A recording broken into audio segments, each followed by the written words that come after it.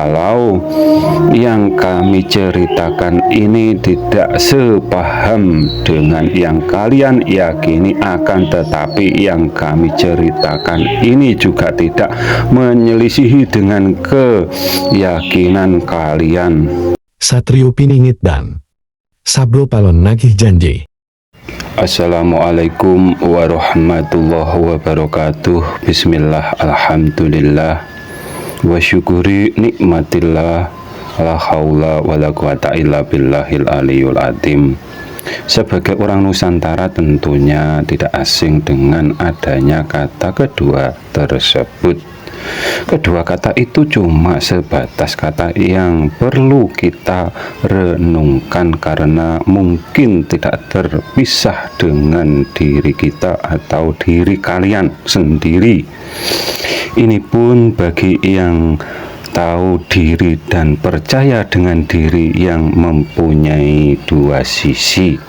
Sisi yang zahir disebut jasmani, yang disebut jasmani jasad atau panca indera, pikiran dan hati. Diri yang batin disebut rohani, yang disebut rohani jiwa dan ruh.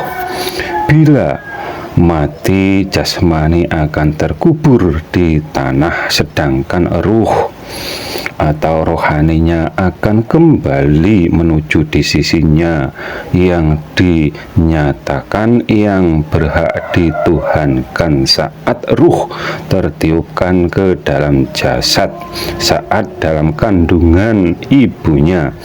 Itulah yang disebut Islam, dan yang dapat menyelamatkan hanya Dia. Yang demikian secara hakikat. Kalau secara syariat, sesama makhluk agar saling melindungi dan memberi pengetahuan agar tidak tersesat jalan. Akan tetapi walau kita berpedoman dengan ayat Al-Quran, ada dua golongan. Golongan yang mendapat petunjuk dan ditunjukkan jalan seperti mereka yang memang ditunjukkan jalan, dan mereka yang mendapatkan murka dari Allah Subhanahu wa ta'ala. Kedua ini gambaran umatnya baginda Nabi Muhammad Sallallahu Alaihi Wasallam yang disematkan di surat Fatihah. Antara yang mau bersanad ke baginda Nabi Muhammad Sallallahu Alaihi Wasallam dengan yang berguru ke iblis. Iblis juga alim, akan tetapi sifatnya menyesatkan anak cucu Adam. Iblis imannya juga Islam atau imannya kepada Allah Subhanahu wa ta'ala, mengalahkan dengan orang yang awam seperti kita, akan tetapi tidak mau melaksanakan perintahnya Allah Subhanahu wa ta'ala. Iblis tidak rela bila anak cucu Adam benar iman Islamnya. Orang-orang yang terkena bujuk rayunya iblis dapat dilihat dengan seruan ayat Al-Quran.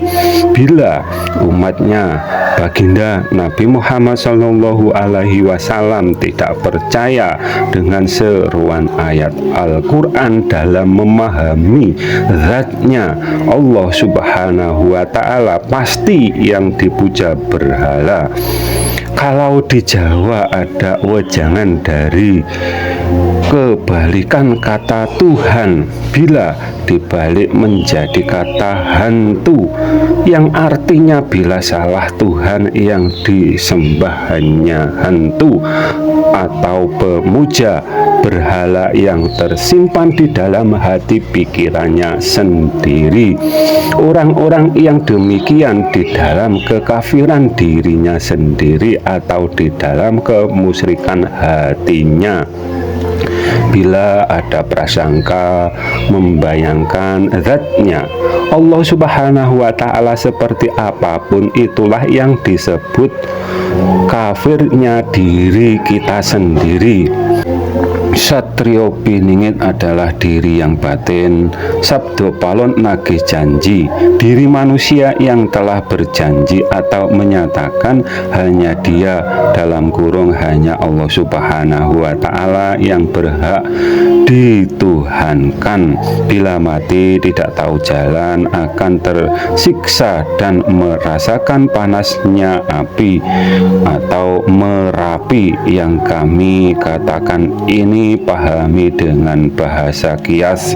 Kalau di Jawa disebut sanepan. Dan bila ruh manusia yang tahu jalan menuju di sisinya Allah Subhanahu wa Ta'ala tentunya tidak terjebak di alam jabarut atau alamnya jin, setan dan lain-lain. Dan kami mohon maaf kalau yang kami ceritakan ini tidak sepaham dengan yang kalian yakini, akan tetapi yang kami ceritakan ini juga tidak menyelisihi dengan keyakinan kalian.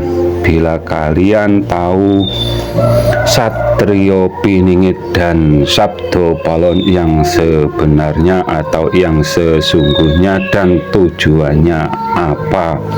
Apabila ada kata yang salah kami mohon maaf. Akhiru salam. Wassalamualaikum warahmatullahi wabarakatuh.